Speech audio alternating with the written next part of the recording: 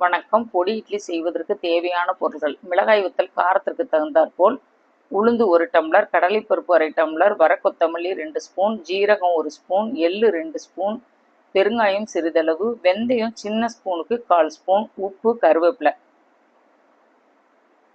மிளகாய் வத்தல் பருப்பு வகைகள்: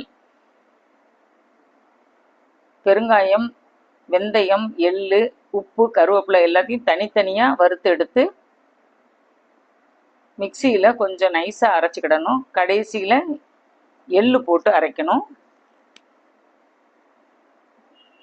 பாத்திரத்தில் நல்லெண்ணெய் கொஞ்சம் ஊற்றி 1 ஸ்பூன் அரைத்து வைத்த பொடி, 1 பிஞ்சு மிளகாய்த்தூள், 1 பிஞ்சு உப்பு சேர்த்து கிளறி வேக வைத்த இட்லியும் சேர்த்து கிளறி இறக்கணும். இது வெளியூர்களுக்கு போகும் பொழுது 2 நாள் 3 நாள் வரை எடுத்து செல்லலாம். இதுக்கு தொட்டுக்க எதுவுமே தேவையில்லை. செய்து பாருங்கள். தேங்க்யூ.